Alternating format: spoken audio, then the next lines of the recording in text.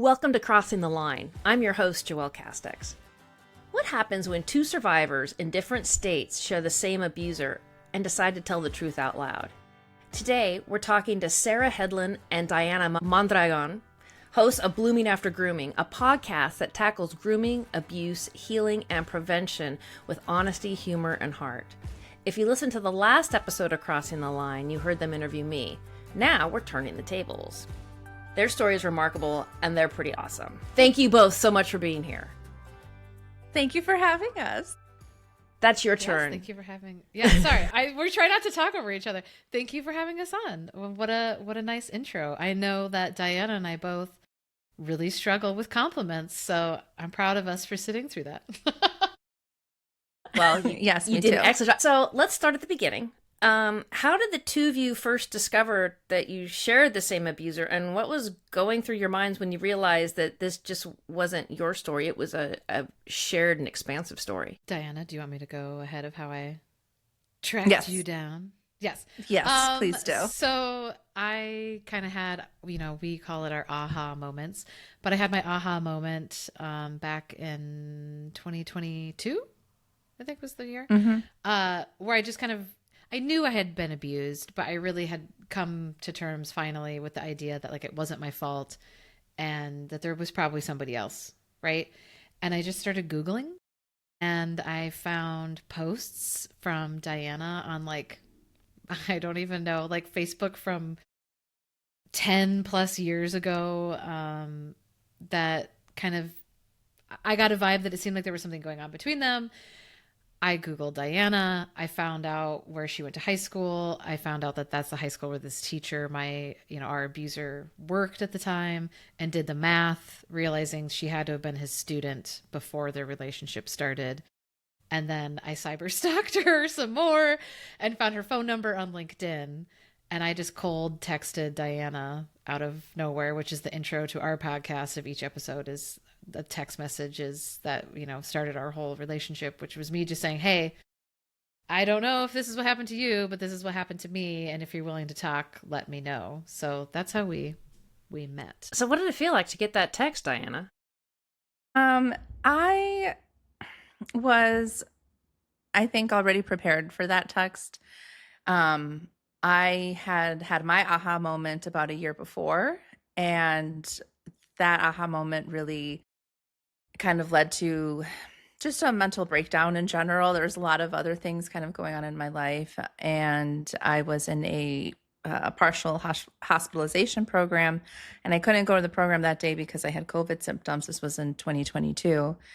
And I got this text from Sarah, and it kind of, I was ready for it because even though I had my aha moment in 2021, because there were so many other things happening, I had put processing being groomed and sexually abused kind of on the back burner. I wasn't really ready to dive into that. And then once I actually got myself in this program and started really looking at myself and my habits and the things that I was doing, I felt just prepared in so many ways. When I got this text from Sarah, it was comforting to me. It wasn't rattling. I wasn't it was just, it felt like this, it was time. And since then, we had a conversation, I think within 2 days, and it was just, it felt so natural. She felt like someone who was already a friend. It could have been so weird, and it wasn't. And so, yeah, since then, there's just definitely still times where I'm I can't believe this is how it all turned out. But it's complicated, but I'm very grateful. So what's your age difference between the two of you? I'm 40. 36. I just turned 36. I think about 4, right? 4-ish years. Yeah. Okay, so it's pretty rapid succession onto the next school and the next. So he left my school district the year after I graduated high school. So he went to Illinois, I think, in 05. And then I met him in 06. Yeah. So there was a year and a half, I think we did the math, was maybe between when I stopped talking to him and when he probably started grooming you. Yeah. Yeah. So he did not waste a lot of time. Well, they don't. And there's probably people in between and Yes. before and after. Now, has he ever been arrested or outed or? No. Sadly, no. Frustrating. He was interviewed by the police, and let me tell you, the money I would pay for the footage to see that and watch him sweat. But no. Statute of limitations in Iowa for criminal had there used to be a statute of limitations. They have now removed it in Iowa, but it's not retroactive. Yeah. So if you'd already aged out, you're SOL. And then in Illinois, they did do an investigation, but the burden of proof, is high, and abuse is hard to prove so many years later. Yeah. So we had visions when we first met of like how this was going to go. And it did include him getting arrested and like taken in handcuffs, with the perp walk, just, like, escorting him out of the school. That did not happen. But I will say, in one of the quote unquote investigations, it was an internal investigation done by the district where there was a concern. He was escorted by security off school property while he went on leave for them to do their quote unquote investigation, which, obviously didn't lead to anything. But there were concerns about his behavior before me and after me. But no, he never did. He was never arrested. Is he still teaching? No. Not that we're aware of. So he lost his teaching license. We're aware of. Thank you, Sarah. We're aware of, because private schools is a whole other thing. So he is permanently banned from teaching in the state of Illinois and Iowa, on public school level. He could teach in private schools. It is our understanding that he does not live in either one of those states anymore. Yes, I don't think he's teaching. I hope he's not teaching.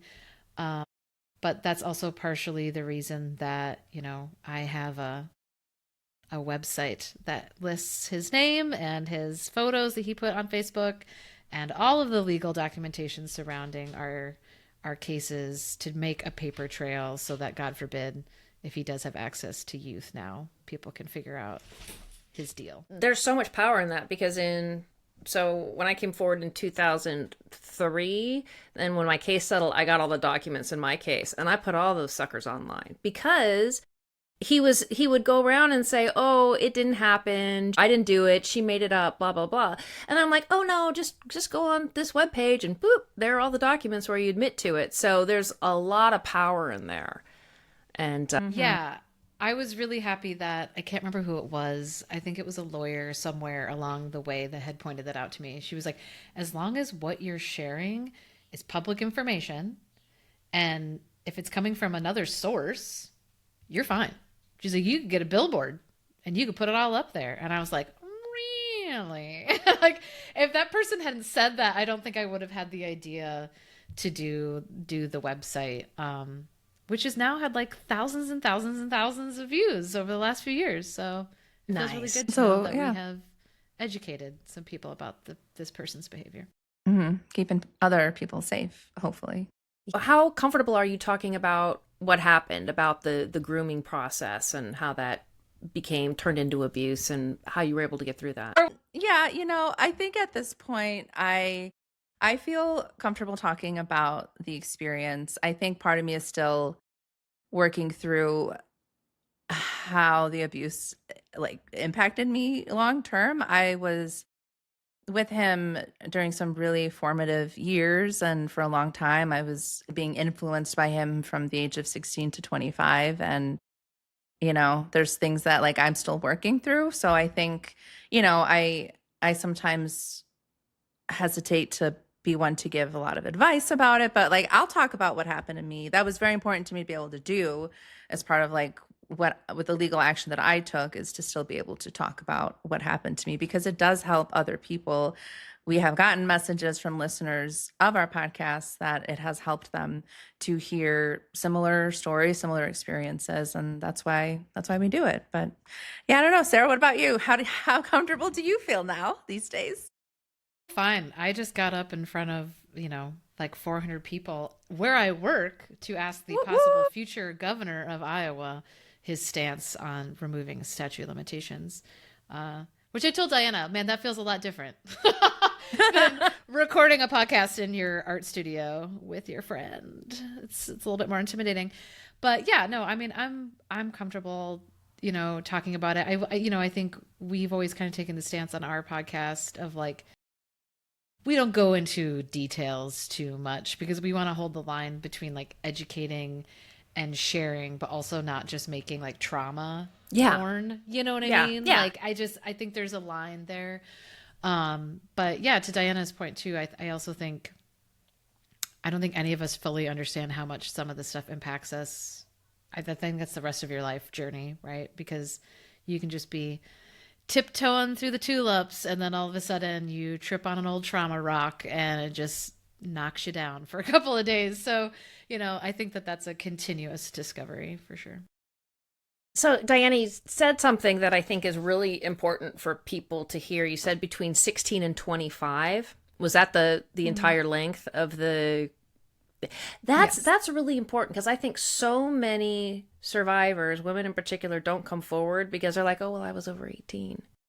And it's like, no, I mean, can you expound on that? Can you tell me more about that? Yeah, I think, and that was part of why, for a long time, it was really hard for me to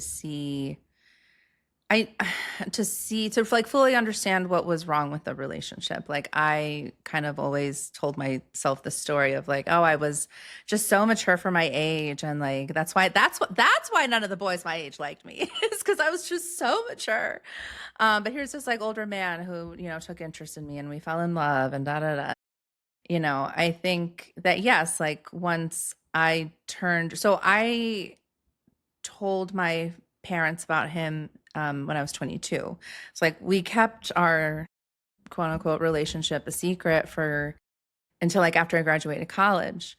And then I remember when I had my aha moment and first started like really seeing the abusive relationship for what it was, that I wasn't an active participant. I was 16 when I met this person, and all the other things that I understood now as an adult. And I was talking about it with some people in my life. I did hear things like, well, at some point you were an adult, at some point you were making your own decisions, and well, at some point you did love him really, and like those kinds of things. So those, and in those moments, I did the best that I could to try to educate the person of like why that's not necessarily reality. Like why that's not, I mean, yes, I was making decisions, but I had also been groomed and manipulated and influenced since the age of 16, to see it as my responsibility to protect this man's job and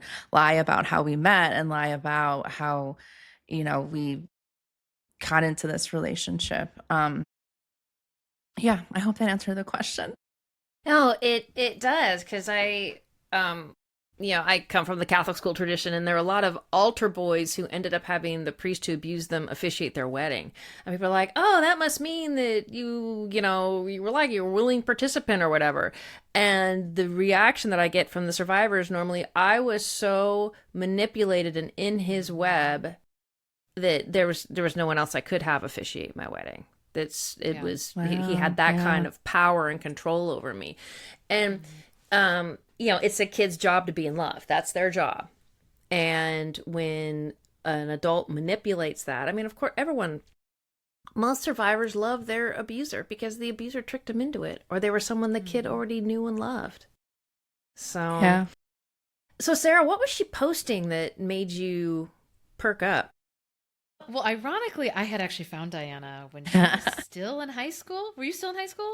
I was still in high school in the MySpace days. Yes. Oh, God, I would pay money to go back and find this. So I had a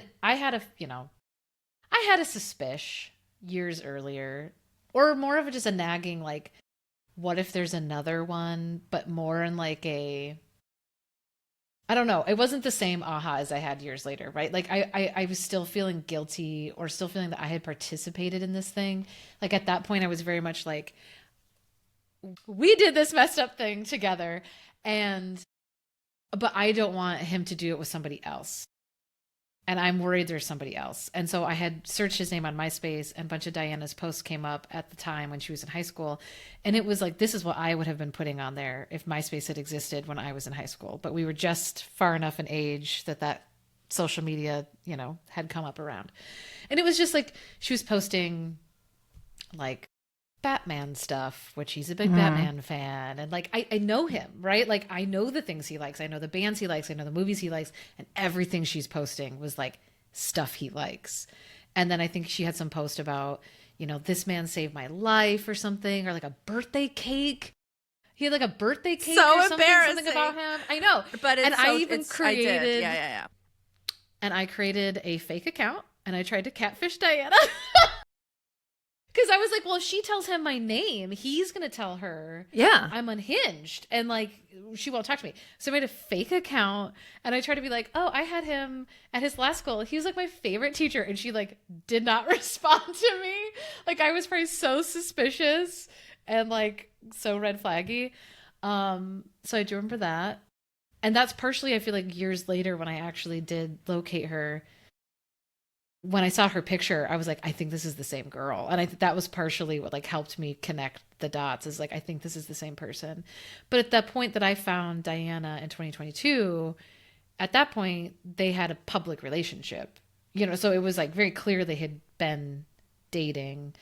But at the point that I reached out to her, I didn't know if they were still dating. Like for all I know, she could have been married to the guy. Like I got nothing. So when I contacted her, I was like, this could be messy. Like I was like, quite a leap of faith.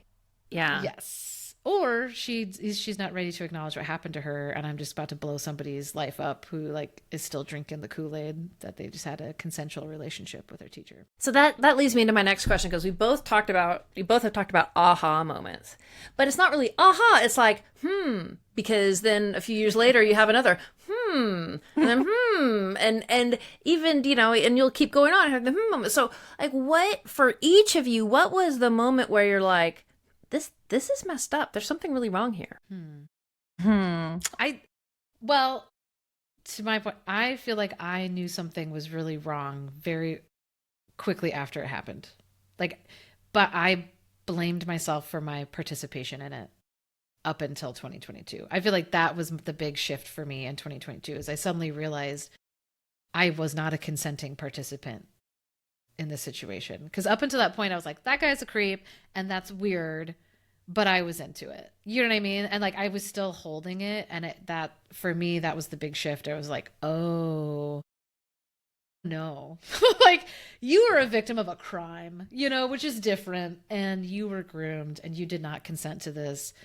And you had no control at all in a situation that you thought you had control in. So I feel like that was my big shift. But yeah, for a long time before that, I knew that it was like icky and gross. What triggered that shift? Actually, I was in like a witchy online group, and we had a homework assignment where we were supposed to make a body salt scrub.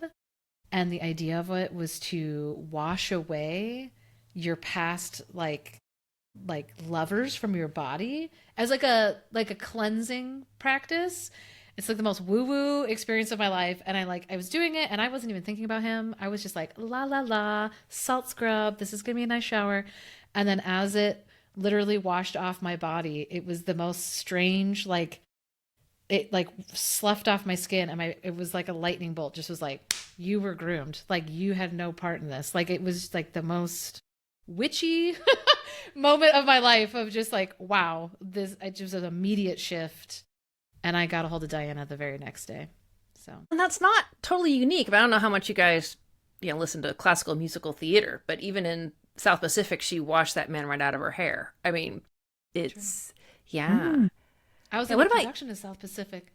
Ooh. I was the little French daughter. I was like in fourth grade at the time. Yeah. Yes, Diana, how about you? Well, yeah, for me, similar to Sarah, like I knew that it was kind of an unconventional, kind of messy involvement, you know, relationship. But I was also, like I said, like still telling myself the story of this is just an older man that I got involved with, and he just happened to be my high school English teacher. And I was sharing that I was really nervous about sharing that detail of my life that I had. My ex was also my ex high school English teacher, with like my colleagues when I started working at a school as a school counselor. And I had gotten pretty close with two of my colleagues. We were on the party planning committee together, and so we were planning an office party one day, and just kind of killing time until the end of the bell, or till the last bell. And we were talking about like secrets that we have, like innocent kind of secrets.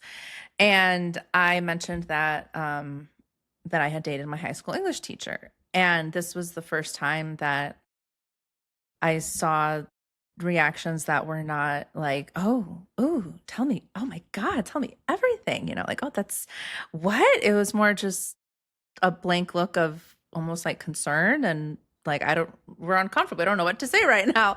And then one of my colleagues, he came to my office later, or like later that week, and just kind of gently said, that situation wasn't okay. And I was like and I was like 26 at the time. So like a year or two after leaving our abuser. And that was really the first time that I think like I heard that from an adult man. Like my dad and like other people in my life had thoughts about the situation, but had never, that was the first time that I heard it delivered in that way. And then, yeah, similar to Sarah, like I had like my aha moment. It also felt just like a slap in the face kind of thing, where I was driving home from work, and I was thinking about Evan Rachel Wood, and how she came out and named Marilyn Manson as the person who groomed and sexually abused her, and the like just feedback and criticism she was getting from people of how like, oh, well, she was 18 and she should have known better. It was Marilyn Manson. What did she expect of what all this stuff? And I just felt so defensive, and felt like, why am I getting so defensive for this person? And then something in me was like, because you went through this, like you also were targeted by an older man who you tried to be what they wanted you to be, and you did things that he liked, and you did things that he told you to do, and you lived your life in a certain way because it's what he wanted. And so, yeah, that happened. And then a year later, Sarah came into my life. What was the age difference? Just so that the listeners get a picture. 16 years. Yeah, He's 12 years older than me. Yeah. Yeah, that's a lot of years for both of you. I mean, it's never right. But that's a guy who has had 16 years of practice in doing this. Yeah. Yeah. Yeah. And we still strongly believe, yes, that there were probably people possibly before me. I feel like everybody we talked to, including the police, were like, there is no way you were the first one. Like he just like knew what he was doing too clearly, too smoothly. So we still kind of strongly, believe that there might have been other people. But as of now, we have not found any other people that had experienced what we experienced. I will say, to the extent that we experienced, we did actually have other former students come forward with allegations of just kind of inappropriate, communication or behavior, but nothing like physical, like what Diana and I experienced. So what ended it for you, Sarah? What made you stand up and say, I'm out of here? Or like, what was that moment? I went to college, and he actually tried to talk me out of going to college and waiting a year so that he could come with me, and thank my former me that I was like, that sounds lame.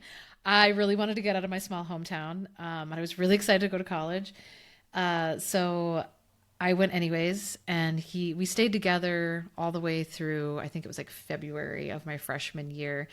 And honestly, it was getting away from my hometown and getting away from the bubble that he had built. Like, we spent all of our time alone in his apartment. He, from my perception, had no friends. Like, I never was around anybody. I was around his family, who said nothing. And I know, I was like, what? Yeah, no, he took me to his parents' house. He took me on a trip to visit both of his siblings on a road trip down to Florida. He took me to Disney World, which is creepy on a whole other level. And And I got snowed in at his apartment when I was home for Christmas break from college. And I realized he's the most annoying human being in the world after being stuck in his apartment for like 4 days. I was like, you are horrible. And yeah, and going to college, it was that realization of, I'd put our pictures up in my dorm room and my dorm mate would be like, who's that? Like, is that your uncle? And I'd be like, this is my boyfriend. And they'd be like, how would you meet him? And I would like, he was my teacher. And they'd be like, excuse me, what? Like, and you start to realize this isn't normal. This is weird. This is creepy. And then he would like come up to visit me in college and it was weird, and it's like, he stayed in my dorm room, which is so disturbing to think about. Like, I shared a dorm room with another girl. Like, if I could find her, I would apologize. Like, like it's really, it was very eye-opening, which is why I don't think he wanted me to go to college and live on campus, is because I think he knew this is what would happen. And then I started doing the math and I realized that he was old, and that was gross because I was 18 and I was like, I don't want to take care of you when you're old. And I broke up with him over the phone. And then I went and picked up my stuff from his apartment like a month later. And that was like the last time I think I ever saw him. So yeah, college, I would say, is what got me out of it. So he takes you to Disney World. He takes you to meet his siblings. You meet his parents. There were no red flags that other school administrators saw at all? We did run into the superintendent of my school at a super Walmart, I would say a month or two after I graduated, and we were holding hands. And I know for a fact that he saw it and there was no follow-up. And, or at least I shouldn't say I know for a fact, it is my understanding there was no follow-up. I never heard about it. And then our abuser's family, as far as I'm aware, did not have any, if they had concerns, they kept them to themselves. Because they also met Diana and did not mention me to her, which I also think is pretty fucked up and pretty telling, right? That they were choosing to protect him, even internally within the family, it seemed. Yeah, because Diana, you were kind of like a member of the family after being in that web for so long.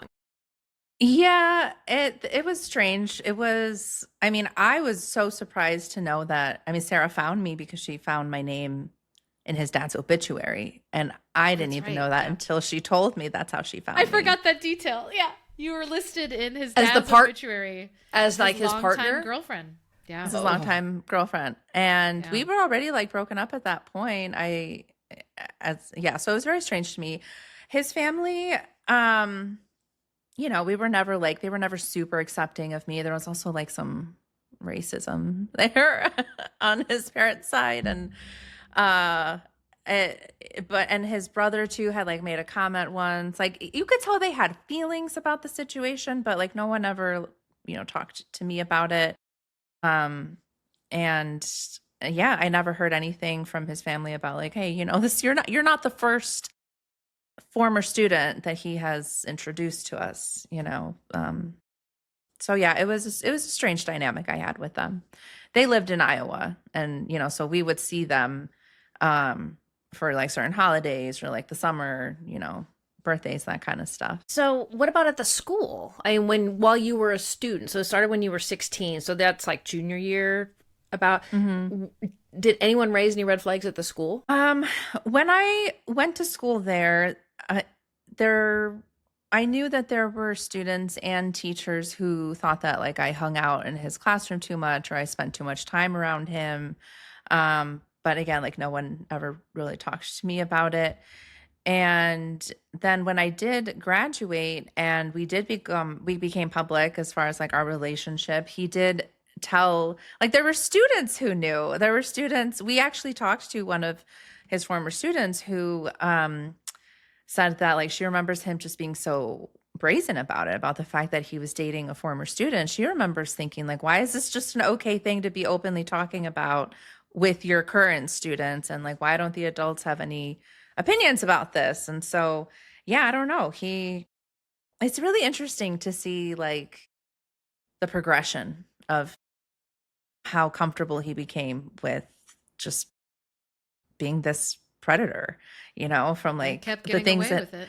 Yeah. Yes, exactly. Yeah. I mean, it seemed it was a strategy that worked well for him. Why change it? I don't know how much you guys know about Rosemead High School here in Southern California. There was a big expose in Business Insider, and I thought my high school was like really bad. Rosemead High School was awful, and one of the teachers that they profiled had like married students, plural, and the teachers had a baby shower for the former student when she was like 19. And this is late 90s.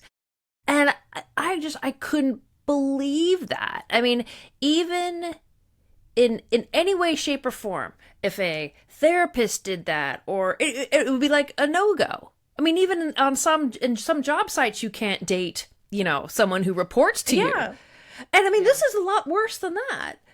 So it's mind blowing. I mean, did any teachers or administrators besides the superintendent who decided to never go to Super Walmart again? I mean, it was an awkward moment. I can tell you, it was a lot of like, oh my God. My school had it was a problem at my school at the time when I was growing up. We had one teacher who was married to a former student. We had another who lived with a former student, like they never got married, but they lived together. We had, one that everyone knew was sleeping with a former student. We had another that had to leave town because it found out she was involved with a student. Like, I know of like 7 off the top of my head. And I went to a very small school, kindergarten through 12th grade in one building, like less than 1,000 students, the whole building. And it was happening that much. And I credit that a lot to the normalization of what happened to me, though. So like when it was happening, it didn't feel as scandalous as it should have because I was watching it happen in front of me my entire education. It was just this known things. It was like, oh yeah, he's married to his, so-and-so's older sister, and everyone was groomed.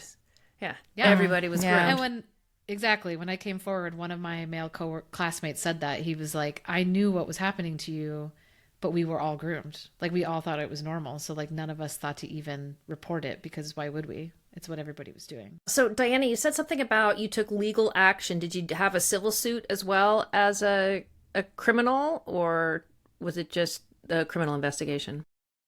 It was just a criminal investigation, and then I did do a civil suit against the school district, against our abuser, and then actually against a few adult bystanders who, as I mentioned, I knew that there were some concerns and they had never intervened. And one of them actually was my social worker. I'm sorry if you can hear my cat around here. Cats are always welcome. Cats are always welcome. You put the cat on video. It's a handful. It's great. Yeah.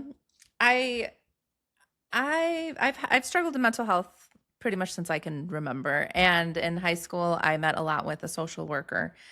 And there was a meeting that I had where I honestly, like looking back at it, I think I really did want to tell somebody what was happening. And I was talking about how I was getting ready to go on birth control.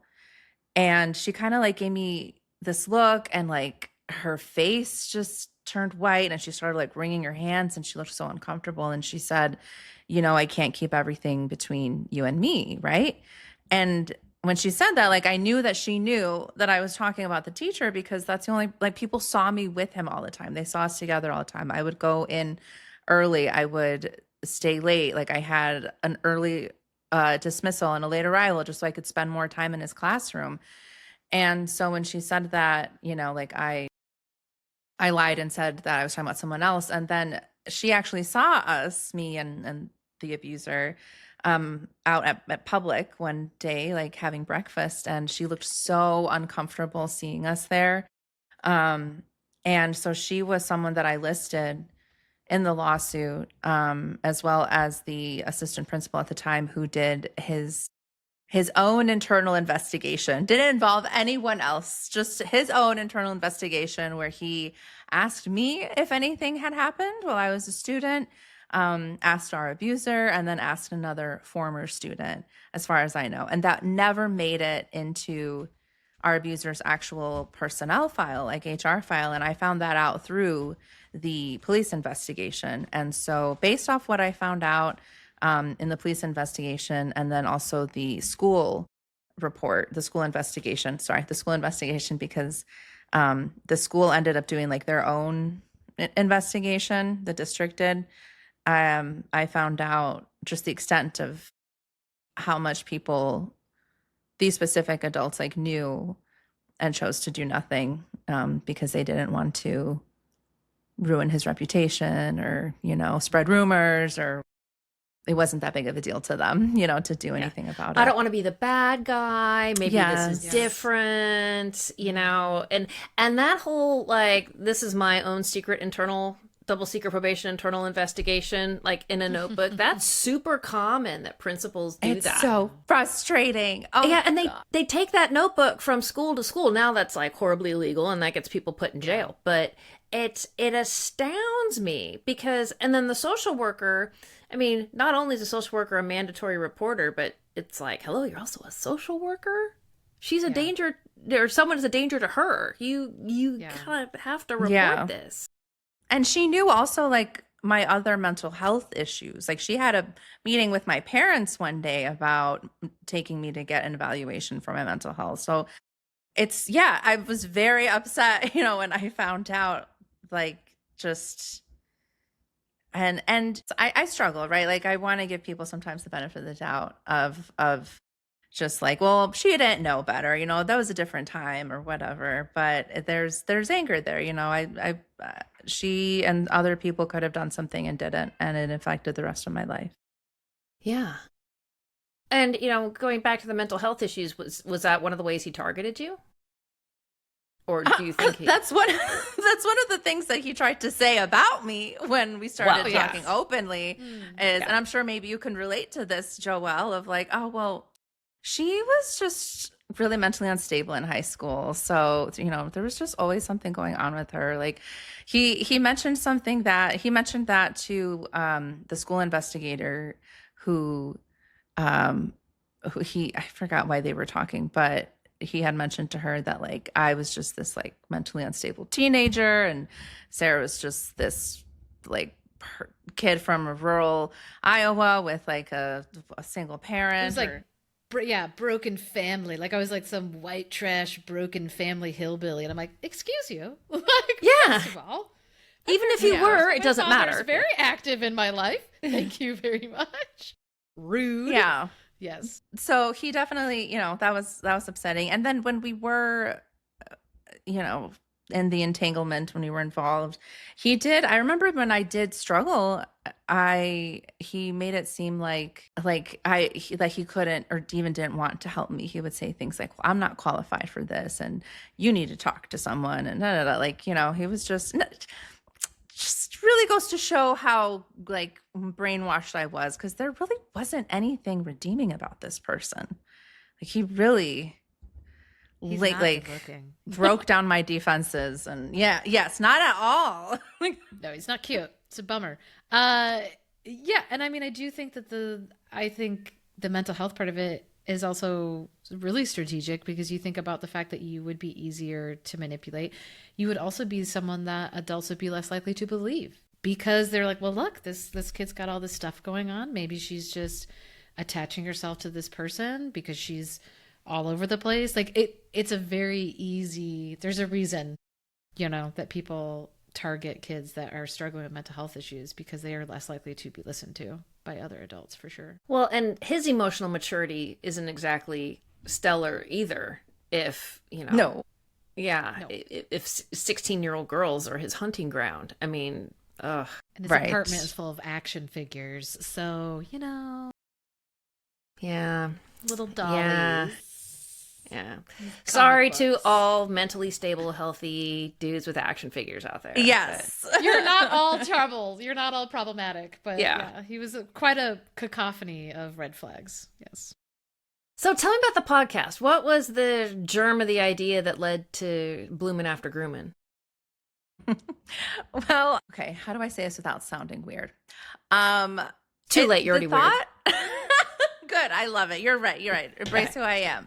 Yeah. I just love the idea of leaving crumbs for future civilizations to see what life was like. at this time of human experience, right? Like I grew up as someone, I was born in 1990, and what life has been like as part of, the end of the 20th, beginning of the 21st century. Like this is part of the conversation and I think, grooming, and specifically like educator sexual misconduct and grooming that leads into sexual abuse, is just like one part under this giant umbrella of talking about unhealthy relationships. And, I feel like now we're talking more about coercive control and manipulation and gaslighting and emotional abuse and like all these things that I think happen more often than people want to admit in relationships. Sometimes they're intentional, sometimes they're not, but we can't like address it if we don't know how to like see the signs with other people, even within ourselves. So I just got really excited about documenting our story because we just, every time, we've shared about how we met each other, like our experience, like that's one of the biggest, like, oh my God, what kind of moments is like, what do you mean? How do you even find each other?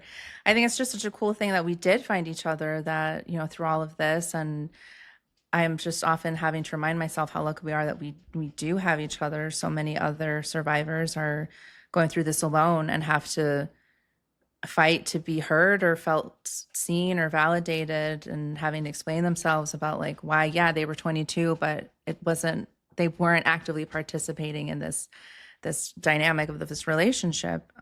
So I really wanted somewhere where we could talk about how we met, what we learned, and hopefully be able to help other people. And, thankfully Sarah was like, yeah, okay, let's do it. And here we are.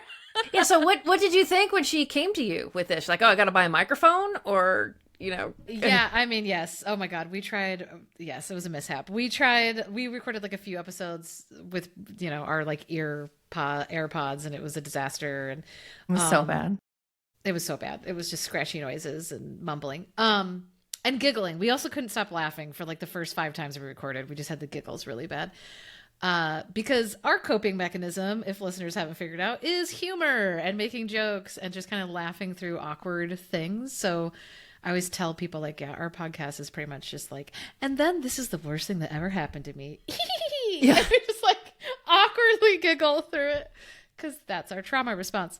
No, I mean, I liked the idea of it, and it did feel like every time we shared our story with somebody, they would just be like, oh my God, you have to tell more. Like I think people are so fascinated by the idea that yes, we found each other and that we worked together, and not only like had him held as accountable as we could legally in the criminal justice system, but also like became genuine friends. Like we've gone on a bunch of trips together, like, like we're friends, like we're not just bonded together because of this awful thing that we share. Like we genuinely love and care about each other. And I think that's a really unique experience. And, to Diana's point, we are super lucky that we have each other. I was in therapy right before this. And like I said that to my therapist, I was like, there are times when it just gets on top of you. And there's only one person in my life that I know I can talk to about this. And she will always understand what I mean. And like, I can't imagine doing this by myself. And so I think what's the coolest part of our podcast for us is that the people that have reached out, that we're giving them that sense of community, even though they're just listening to us. Like we've had people say like, it feels like I'm talking to you guys. Like it feels like I'm in the room with you and you know how I feel. And it feels really validating. And so I think that makes all of it worth it, just to know that we're kind of giving people that sensation. Well, of community. Yeah, you really filled a gap because, NC Sesame's podcast really goes from the NC Sesame viewpoint. We interview experts and everything else. What you guys are able to do is make it real. And it was one of the first interviews I did where it was okay for me to laugh. Because, I mean, I wouldn't call humor my coping mechanism, but if you don't laugh at my jokes, I don't like you very much. And so, and it was just so nice to be able to laugh because it's not, I mean, I've been in this movement for so long. I mean, you couldn't even smile at first, don't smile. Yeah. People think you're having fun. I'm like, oh God, do you know how crappy I look when I don't smile? So it's amazing what you've been able to do. And people do feel like they're in the room because they are in the room with you. You have invited them in.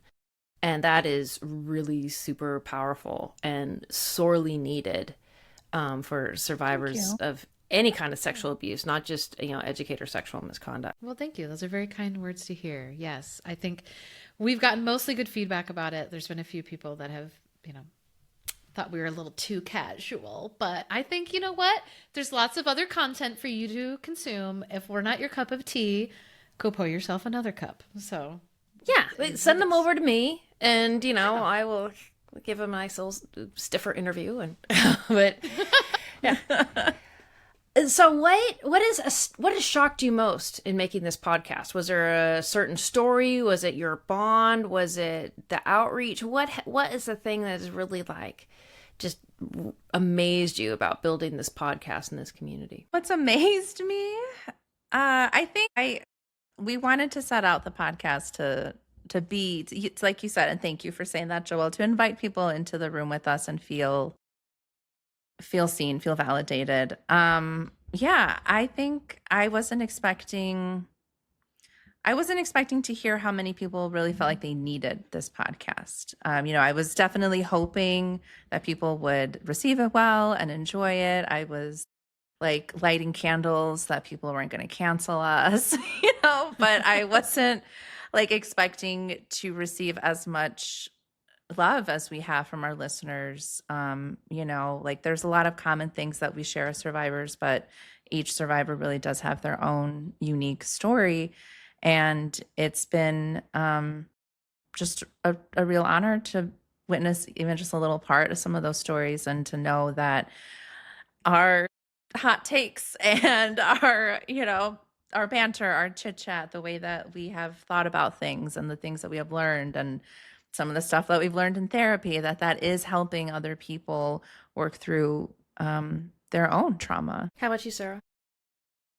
Yeah, I would agree. I think some of those emails that we get where people say listening to your podcast helped me finally tell my family what happened to me, or help me finally be ready to call the police and report. Those have brought me to tears every time we receive those, because you just realize the ripple effect, right, of what you're doing. Because it does feel like you're just screaming into the void, and you're kind of whatever, we've got 20 followers on Spotify. Okay, cool. Woo. But then when you hear those stories, it's okay, that is worth it if it's just impacting one or two people. And then the other part of it, I would say, is that I have had people in my life who have told me this sparked a conversation with my kids about consent, and about what if they see something happening to a friend of theirs, and being a bystander. And so just knowing that we're also, even just within our own inner circle of friends and family, we are sparking some of these really important conversations that if we had those, maybe we wouldn't have experienced what we experienced. Feels pretty amazing, because I think we're making impacts we'll never know about, because maybe we're stopping something from happening to even just one person. Would be pretty amazing, but we'll never know, because it won't happen. Yeah. Yeah. That's right. And I mean, can I share? I'm sorry. Can I? No, you can't share. What do you think this is? No, go ahead. Your podcast? Yeah. One email that I do think about often, and I really appreciate this person wrote in and was I also had this thought. I had shared during one episode that around the holidays, Etsy came out with this commercial where a teacher got some personalized drumsticks for one of her students, and how I saw that and thought, no, that's not appropriate. And then felt really weird, because I was anyone else watching this would be oh my God, that's so sweet. This teacher cares so much. And a listener wrote in and they were I also had that thought, and I just felt so seen, and I felt less crazy and damaged. And I really do think about when I have those kinds of thoughts, I think a lot about that email of there's no way I'm the only person. If someone else had this thought about this Etsy commercial, I'm not the only person having this reaction. So I do want to just give a shout out to the person who wrote in about that. Well, because what you guys have is truly special. And because I know that the guy who abused me has other survivors, and if you probably put us in a room together, it'd be the most uncomfortable 7 minutes ever before everyone walked out. And a lot of it is because, you kind of knew about each other, but you didn't know about each other. And there's a lot of self-blame and a lot of self-hatred and a lot of blame for other people. And you guys were able to like not have that at all and move beyond and then create this, friendship and camaraderie and this podcast that can really show people there are very different stages of healing. Because like, yeah, I think that, oh yeah, I'm so healed, I'm so great. But yeah, you put me in a room with my abusers, other survivors. But yeah, we'll see how unhealed I am at that particular moment. Want to watch everything go south. There you have it. And so you've really done something quite amazing, and I want to honor that. I've been complimenting you, and I know you guys don't like to take compliments, but sit down and shut up and take it. I want to honor what you've been able to do, because this wasn't possible 20 years ago. Like 15 years ago or so, a friend of mine's like, oh, you should have a podcast. I'm like, who'd want to listen to a podcast about child sexual abuse? Now, if I had started it, I would, be this groundbreaking person, but I should have listened. But you guys have really, done some amazing things to move the movement forward. If you two could talk to your younger selves, younger Diana, younger Sarah, what would you say? Besides, don't ever wear those pants again. I wish I still had my Jinko jeans. Just thinking, I wish I still had some of the pants I did in high school. I had some great jeans in high school. Oh God. This is Sarah. I think I would tell myself that you don't have to like every boy that likes you. I feel like the culture was so like about, or at least my existence in it was just so male centered, and having a romantic relationship was the end all be all, that I really just let men and boys that liked me kind of wash over me, and didn't necessarily really take the time to figure out if I liked those people, which sounds really weird, right? But like, I feel like that's a lot of what led me into my grooming and abuse situation as teacher, and then some other unfortunate relationships that I had afterwards, where I wasn't stopping to think, do I actually like this person? It was just a boy's paying attention to me. And that's kind of what I should be excited about. So yeah, stop caring so much about boys. That would be my suggestion. Go hang out with your girlfriends and enjoy your Jinko jeans. So yeah. Yes, I love that. First of all, yes, build strong female friendships from early ages. I don't know where I'd be without my girlfriends. I guess along a similar sentiment, I would just tell younger Diana to not care so much about body image. Like I never felt attractive to boys my own age, and I think that was also part of what made any kind of attention from this older man just so intoxicating, was because I just wasn't getting it from anyone else. And I just always felt like I was not like feminine enough, or, pretty enough, or, those kinds of things. So I would tell younger Diana to shut that shit down. Sorry. To not engage in those you thoughts. Can swear. She did it. It wasn't me that time. Yeah. Yes, so just like, you're the prize, and someone will come along, or if they don't, whatever, you're fine on your own, or you have girlfriends and cats. So life is good. That's all you need. It's hard. So in one of the earlier episodes I did of this podcast, I interviewed Glenn Lipson, and he's a psychologist, and he's down in San Diego. And when I asked him, what can we do? And he's like, we got to get rid of the princess dyad. And I'm like, the who? And he's like, no, the princess dyad, that every little girl thinks that she's a princess and some prince is going to come in and save her. Yeah, That's a big one.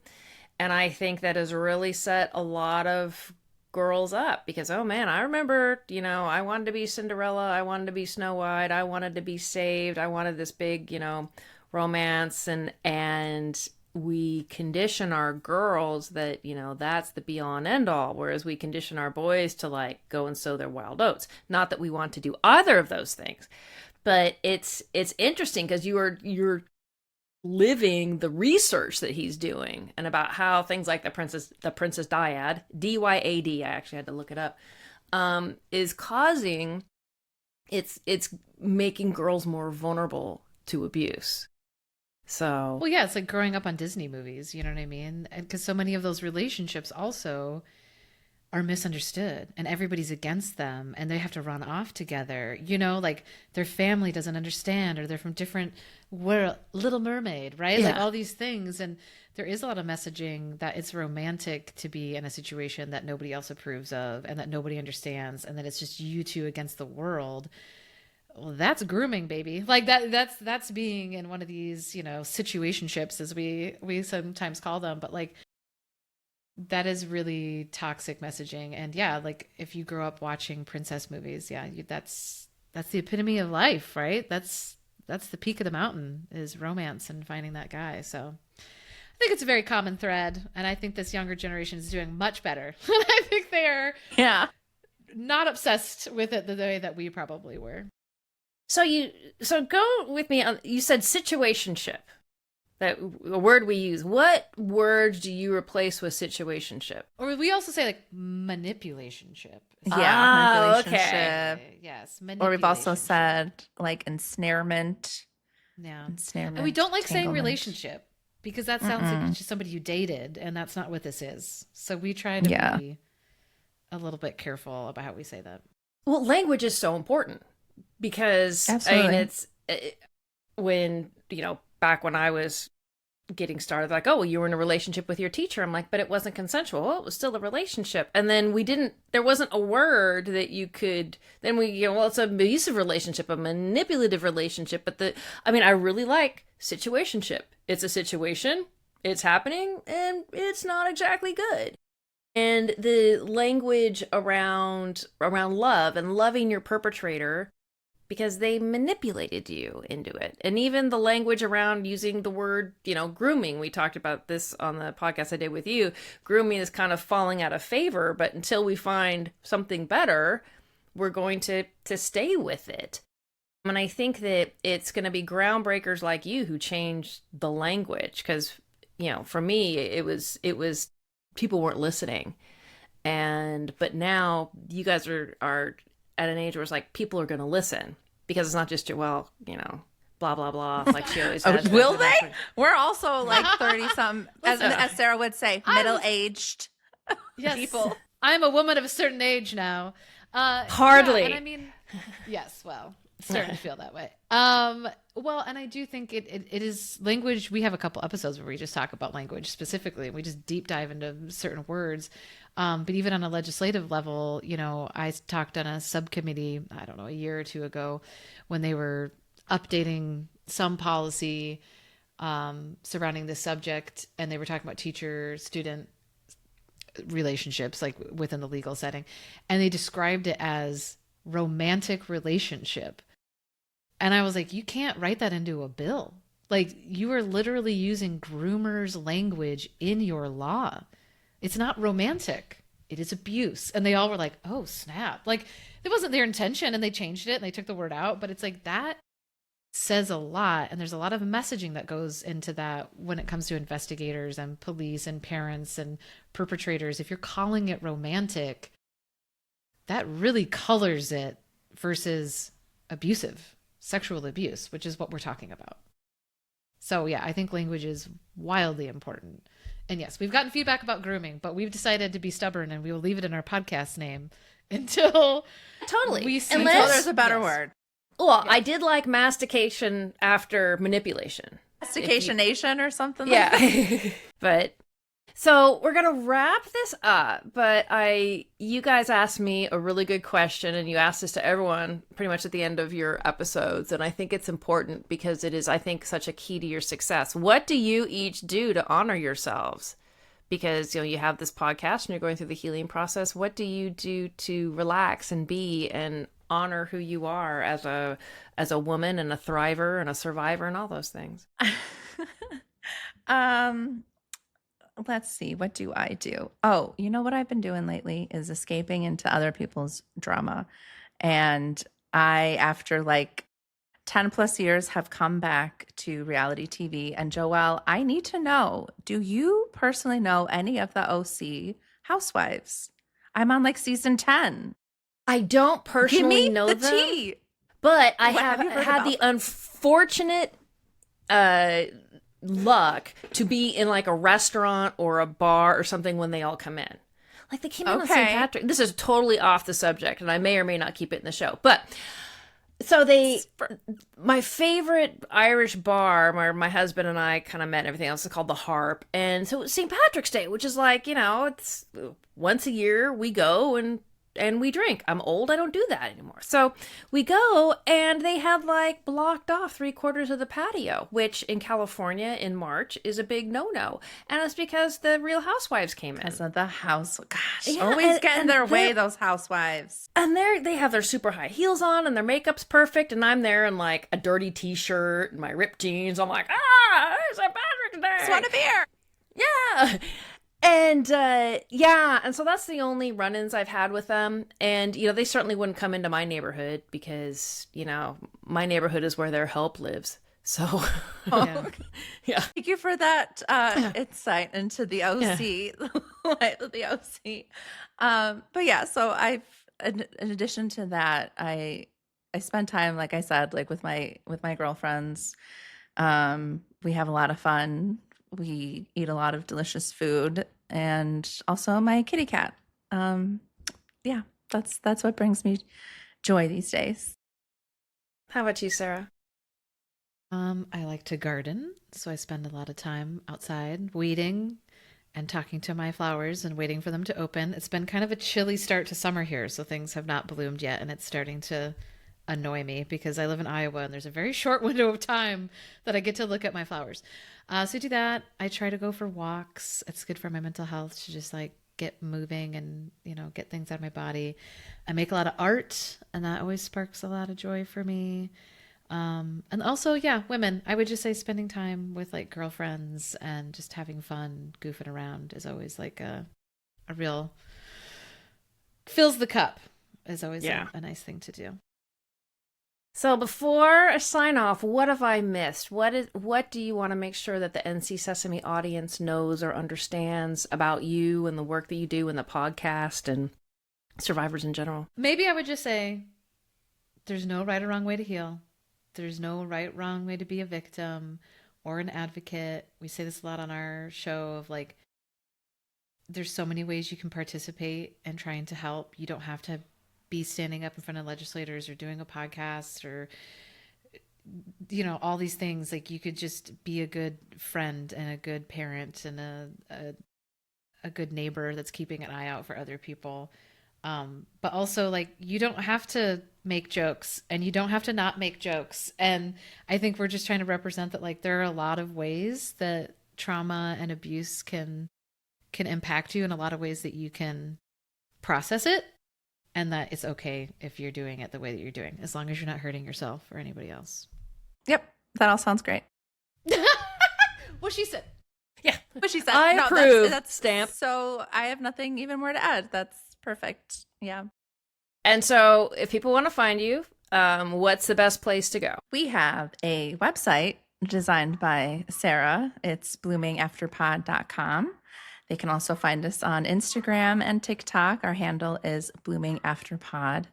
Or you can send us an email at bloomingaftergrooming@gmail.com. And they can find you anywhere they stream their content, correct? Yes. Thank you, Joelle. That is also helpful information. And giving them a 5-star review will help more people see it. Please rate, follow review, us. and subscribe.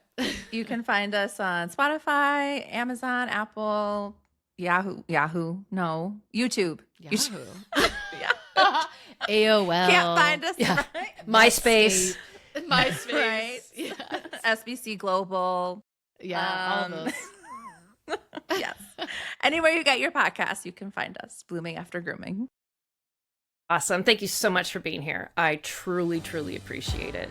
And a huge thank you to Sarah and Diana for sharing their stories and their wisdom.